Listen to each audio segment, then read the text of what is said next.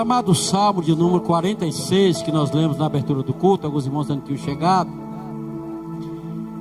diz que é um Salmo dos filhos de Corá, ou de Coré, de acordo com a tradução.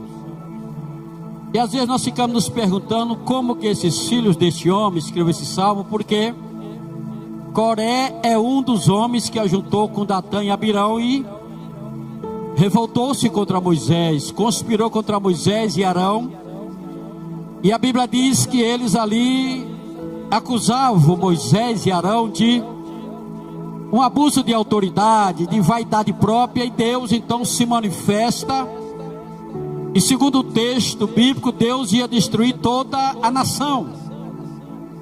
Mas Moisés, como sempre, prostra-se diante de Deus, suplica a Deus que não fizesse aquilo, que ele não iria destruir o justo com o ímpio. E Deus então resolve poupar a nação, mas ele determina um castigo para aqueles três homens, Coré, Datã e Abirão, e tudo que pertencessem a eles. E me chama a atenção que Moisés, com a autoridade de Deus, ele chega a dizer ao povo de Israel que se aqueles homens morressem de qualquer morte natural, ou se aqueles homens fossem castigados como qualquer outro homem já tenha sido, Deus não o havia escolhido. Moisés dizia que tinha que haver uma novidade na morte daqueles homens. Não podia ser uma morte como tantos outros morreram. E a Bíblia diz que a terra abre a sua boca e engole Datã, Corá e Abirão e todos que lhe pertenciam. É tanto que Israel se assombra e sai fugindo. Mas aqui, acolá, nós vemos alguns filhos descendentes de Corá escrevendo alguns salmos. Dá-se a entender que esses homens não fizeram parte daquele conluio de rebeldia contra Moisés. Foram poupados, cremos, porque não estavam inseridos naquele grupo que se levantou contra Moisés. E é muito bom a gente ter esse cuidado de não ir pela maioria, de não ir pela multidão. Então esse salmo é escrito por eles, segundo o epígrafe aqui em cima. E neste salmo de louvor, de adoração, ele nos traz acontecimentos tenebrosos, catástrofes, que nós ao lermos podemos ver que são coisas assim destrutivas, capaz de se entender. Ele diz, ainda que a terra se mude. E eu fico pensando, quando a terra treme, de acordo com a extensão do tremor, causa uma destruição terrível. Agora imagine se a terra mudar para onde? Quer dizer, ainda que os montes se abalem pela sua braveza, diz ele nesse salmo, ainda que os montes se projetem para o meio dos mares e as águas rugem e espumem. Quer dizer, aconteça o que acontecer, me chama a atenção que no versículo 10 ele diz, aquietai-vos, sossegai-vos, ficais calmos, não é acomodai-vos, aquietai-vos e sabei que eu sou Deus. Então o salmista apresenta as catástrofes, apresenta acontecimentos tenebrosos, mas ele nos aconselha, diante de qualquer circunstância, diante de qualquer situação, nos aquietarmos, porque Deus é o Deus Todo-Poderoso que criou os céus e a terra. Independente da situação, nós temos um Deus em que nós podemos nos aquietar. E às vezes nós ficamos aflitos, desesperados, angustiados por causa de coisas bobas. A terra está no mesmo lugar, a terra nem tremeu debaixo dos nossos pés, os montes estão quietos, as águas nem se enrugem ainda, e muitas vezes nós estamos desesperados, mas ele diz, aquietai-vos, e sabei que eu sou Deus. Que Deus é esse? E Deus que criou os céus, o Deus que criou a terra, o Deus que criou os mares, os ventos, o Deus que essa terra, se ela vier mudar, tem um Deus superior sobre ela. Ela não se moverá sem a determinação de Deus. As águas não rugirão se Deus assim não permitir. Os montes não se abalarão se não houver um aval de Deus. Ele diz que Ele colocou limite às ondas do mar e elas lhe obedecem. Mas como ficar quieto diante de um quadro desse? Como ficar calmo, tranquilo? Parece loucura. O vento está soprando, o mar está bravio, os montes se abalam, as águas rugem, a terra treme. Como se aquietar nesta hora? No versículo 1 ele diz, ele nos mostra a primeira razão que mesmo diante de situações adversas, nós devemos nos aquietarmos. Ele diz, Deus é o nosso refúgio e fortaleza, socorro bem presente na hora da angústia. Mesmo o mar bravio, mesmo os montes saltando, mesmo a terra tremendo, mesmo diante das catástrofes, mesmo diante do abismo, não importa a situação, Deus é o nosso refúgio, é o nosso esconderijo, é a nossa segurança, é o nosso posto seguro. Ele não só nos guarda, mas nos fortalece. Ele é o nosso refúgio, quer dizer, nós estamos escondidos em Deus. Não só escondidos espiritualmente ou fisicamente, mas fortalecidos por Ele, porque às vezes nós podemos até esconder alguém, mas de acordo com a situação nós podemos fortalecer. Ele é o nosso refúgio e fortaleza. Ele guarda o nosso corpo, fortalece o nosso espírito, nosso socorro bem presente na angústia. Quer dizer, quando a sua alma, quando a minha alma estiver angustiada, Deus pode nos socorrer. Por isso ele diz, aquietai-vos, sossegai-vos, porque Ele é o nosso refúgio. Ou você pensa que você se guarda, ou você pensa que você é capaz de livrar-se a si mesmo. Jamais. Então nós temos um refúgio seguro que é Deus. Nós temos uma fortaleza que é Deus. Nós temos um socorro garantido no momento mais difícil, que é no momento da angústia. Porque na hora da angústia muitos somem. Na hora da angústia muitos desaparecem. Eu gosto muito do Salmo de número 20, que é um salmo em favor do rei. Ele diz, o Senhor te ouça no dia da angústia. O nome do Deus de Jacó te proteja, porque na hora da festa não. Na hora do aniversário, da comemoração, não falta gente. Mas na hora do luto, na hora da tristeza, na hora da angústia, na hora do desespero, muitas vezes nós nos sentimos só. Mas ainda que estejamos só, humanamente falando, esse refúgio, esse seguro, essa fortaleza estará conosco. Por isso, aquietemos diante de qualquer circunstância. E me lembra quando Davi, a Bíblia diz que Davi saiu para uma peleja com os filisteus contra Israel. Davi fugia de Saul, e houve uma guerra e o rei o convida para a guerra, testando praticamente a sua fidelidade. A Bíblia diz que Davi vai para aquela guerra. Mas no decorrer daquele percurso, os homens filisteus perceberam Davi e não aceitaram, para o bem deles, que Davi fosse àquela guerra, porque segundo eles Davi era um perigo. E eu creio que Davi não suportaria ver Saul morto, muito menos Jonatas. Verdadeiramente eu creio que ele se levantaria e defenderia Israel. E a Bíblia diz que Davi volta para a sua cidade, chamada Ziclague. E depois de 3 dias que ele chega, a Bíblia diz que os amalequitas haviam feito uma incursão naquele Negueb. Naquela cidade, havia queimado a cidade, levado as mulheres, as crianças, todos cativos. Não mataram ninguém, mas levou todo o povo de Davi cativo. As suas mulheres, os seus filhos, a mulher dos seus soldados. Não ficou ninguém que eles não levassem cativos.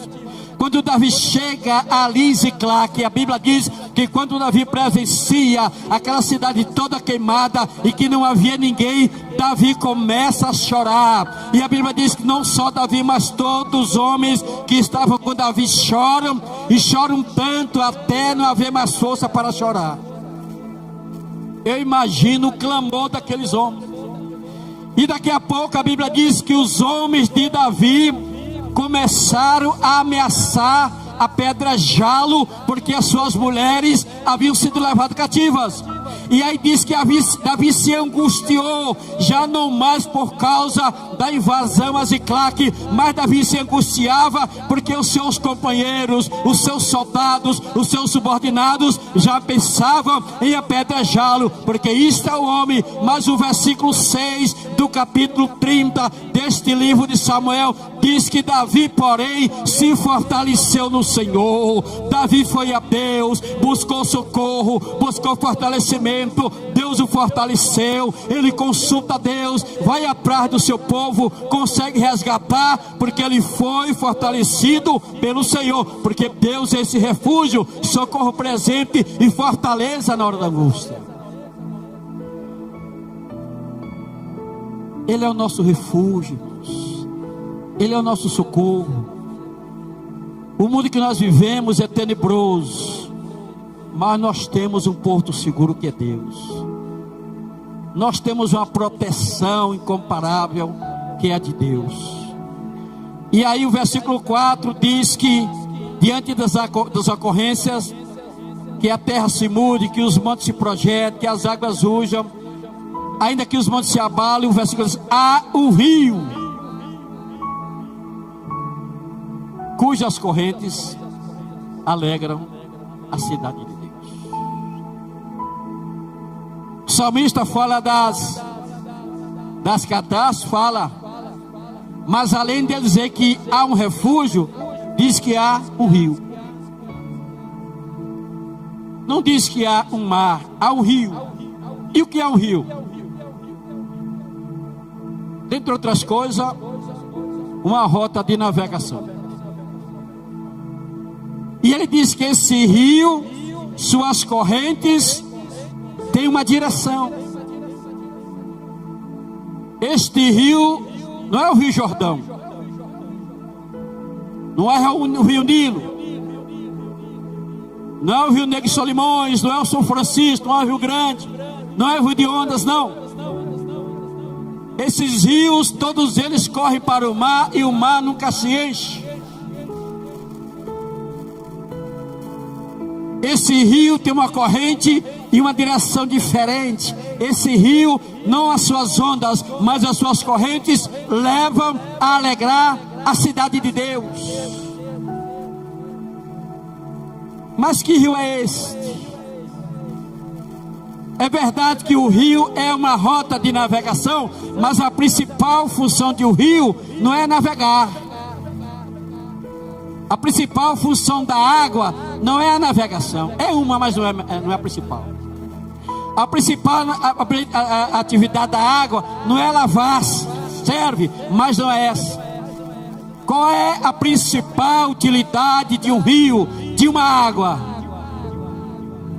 Quando nós vamos, basicamente, para o capítulo 55 de Isaías, o profeta, de um modo convidativo, diz: vós todos que tendes sede, vinde às águas, isso é, vindes ao rio. Pastor, mas você ainda não disse qual é o nome do rio. Quando nós vamos para João 4, a Bíblia diz que Jesus, no seu percurso, era necessário que ele passasse por Samaria. E ali a Bíblia diz que ele chega naquele lugar, enquanto os seus discípulos vão à cidade comprar comida, ele senta à beira do poço, cansado de viagem. Desce uma mulher samaritana. E foi dito aqui pela manhã que havia uma intriga, e é verdade, entre samaritanos e judeus, como infelizmente às vezes há entre nós. Mas o maior cansaço de Jesus não era o cansaço físico. Diz que ele senta ali cansado. Não era o cansaço físico. No mundo hermenêutico, o maior cansaço de Jesus era o cansaço de ver aquela inimizade entre judeus e samaritanos. É tanto que quando a mulher chega, Jesus diz à mulher: dai-me de beber. Ele queria buscar um diálogo, ele queria quebrar aquela indiferença, aquela rivalidade, aquela separação, aquela intriga. A mulher diz: como sendo tu judeus, fala comigo, pede beber a mim que sou samaritana. Tu não sabes que os judeus não se comunicam com os samaritanos? Como Jesus diz: eu sei, eu estou cansado de saber isso. Aí Jesus diz: ó mulher, se tu conhecesses o dom de Deus, e quem é o que te diz dá-me de beber, tu lhe pediria e ele daria água viva. Ela disse: tu não tem com que tirar a água e o poço é fundo. Mas poço não tem água viva, irmãos. Poço é água parada. Água viva é água que corre. Lagoa não é água viva, lagoa é água parada. Jesus: mulher, todo que beber desse poço tornará a ter sede. Ela estava no mundo material, mas ele estava mais além, ele estava no lado espiritual. Por isso que eu disse que o maior cansaço ali era quebrar, a pressa dele era quebrar aquela inimizade. Mas o que beber da água que eu lhe der, nunca terá sede. Pelo contrário, a água que eu lhe der se fará nele uma fonte de água que jorre para a vida eterna. Mas que fonte é essa? É esse rio do Salmo 46, essas águas de Isaías 55, no capítulo 7 de João diz a Bíblia que havia uma festa dos tabernáculos. Jesus é insultado pelos seus irmãos subir aquela festa. Não, ainda não é meu tempo, vós podeis ir, porque o mundo não vos odeia, porque vocês não protestam contra o mundo ama vocês, mas eu protesto, ainda não é meu tempo. E no tempo dele a Bíblia diz que ele foi discretamente, chega em Jerusalém, havia aquela festa, e a Bíblia diz que havia uma discussão. Alguns diziam que ele era bom, outros diziam não, ele é um enganador, ele é um enrolador, ele engana o povo. Mas o texto nos mostra que no último dia da festa, no grande dia, porque existem 2 dias principais de qualquer festa, o primeiro e o último. Quando a festa é longa, como na nossa cidade é 9 dias do São João, pode observar, o primeiro dia a atração é de peso, né? Pode observar, é o primeiro dia. E o último, irmão, essa também é bom, porque o último é o fim de tudo.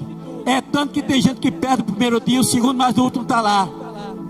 Então no último dia, no grande dia, a Bíblia diz que Jesus clama: quem tem sede, venha a mim e beba. Quem crê em mim, como diz as Escrituras, do seu interior correrão rios de água viva.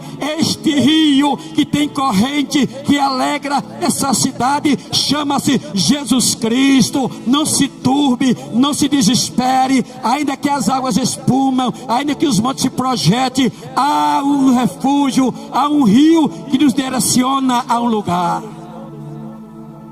Nós não estamos sem direção. Basta tão somente que descemos os poços. Se você tem água de rio, por que vai beber de poço? Ele é este rio. E em Apocalipse, no final do livro, ele faz questão de levar João a escrever. Basicamente no capítulo 22, versículo 17, João escreve: e o Espírito e a noiva dizem: vem. Vem para onde? E quem ouve diga: vem. Quer dizer, vai um chamando o outro. E quem quiser, receba de graça da água da vida. Esta água é Jesus. Venha a esta água, beba desta água. Este é o rio que tem correntes que traz alegria. É por isso que nós que bebemos dessa água não podemos ser entristecidos no extremo. Nós temos problemas, temos adversidades, mas a água que nós bebemos, o rio que deve fluir em nós, deve ter alegria maior do que qualquer problema. Os problemas devem ser uma exceção, a tristeza deve ser uma exceção. A vida do crente tem que ser uma vida de alegria, não no mundo, mas em Deus. Veja que a catástrofe é grande, mas ele fala de um rio que leva alegria. Há um rio cujas correntes alegram a cidade de Deus. Não é lá no Rio de Janeiro não, que ali é uma blasfêmia, ali não tem nada de Deus, o negócio ali é pesado. Há um rio cujas correntes alegram a cidade de Deus. Agora imagine, a terra vai mudar, baseado no texto. Os montes vão se projetar, vai ficar o quê? Vai ficar o quê? As águas vão rugir. Acabou tudo. Mas é uma cidade para o crente. Há uma morada para o crente. Ele diz que esses rios, as suas correntes, levam a alegria à cidade de Deus. O seu percurso nos leva a Deus. Nós temos uma morada garantida. Haja visto quando ele estava para ir embora desse mundo, que ele percebe a tristeza no coração dos seus apóstolos. Ele diz: não se turbe o vosso coração, credes em Deus, crede também em mim. Na casa de meu pai há muitas moradas. Se não fosse assim, se não tivesse, porque já tem, a gente está lá fazendo casa, a gente está lá preparando lugar. Não, Jesus está sentado à direita de Deus, intercedendo por nós.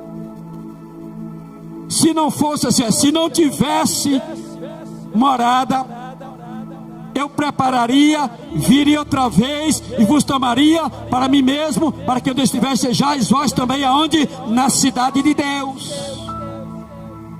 Então nós temos o endereço certo, a cidade de Deus, que enquanto a terra muda, prova de tristeza, de catástrofe, de morte, lá uma corrente de alegria.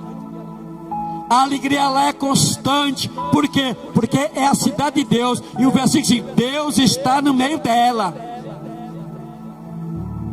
Deus está no centro dessa cidade. No meio, quer dizer, Ele é o centro, Ele é o sustentáculo, Ele é a referência, Ele guarda, Ele protege, não será abalada. Pode até a terra se abalar, pode até os montes se projetarem, pode até as águas surgirem, mas a cidade de Deus, diz o texto, ela não será abalada, porque Deus a ajudará desde o raiar da alva, desde o amanhecer e para sempre.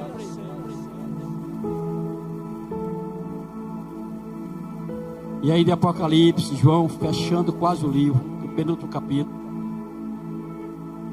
a Bíblia diz que ele viu um novo céu e uma nova terra, porque essa terra vai deixar de existir, e o mar já não existe.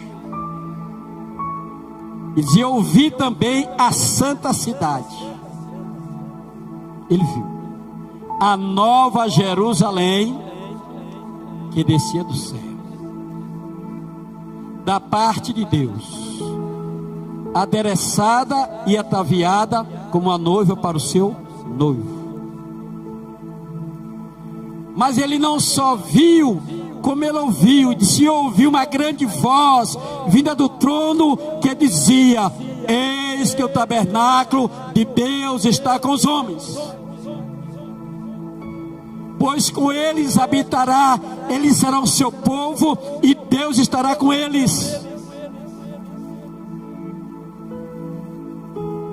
E ele enxugará de seus olhos toda lágrima, e não haverá mais morte, não haverá mais pranto, não haverá mais lamento, nem dor, porque nós estaremos na cidade de Deus, na cidade onde Deus está no centro, no meio. Ela não será abalada. Então, independente da circunstância, independente da situação, aquietai-vos a um refúgio, aquietai-vos a uma direção de um rio, aquietai-vos a uma cidade garantida, a uma cidade protegida, uma cidade que a Bíblia diz que o Deus que está no meio dela, Ele levanta a sua voz e a terra se derrete. Não resiste a voz de Deus. Deus, o Senhor dos exércitos está conosco. Não é o Senhor do exército de Israel, é dos exércitos terrenos, dos exércitos celestiais. É o capitão, é o general dos exércitos. Ele está conosco. O Deus de Jacó é o nosso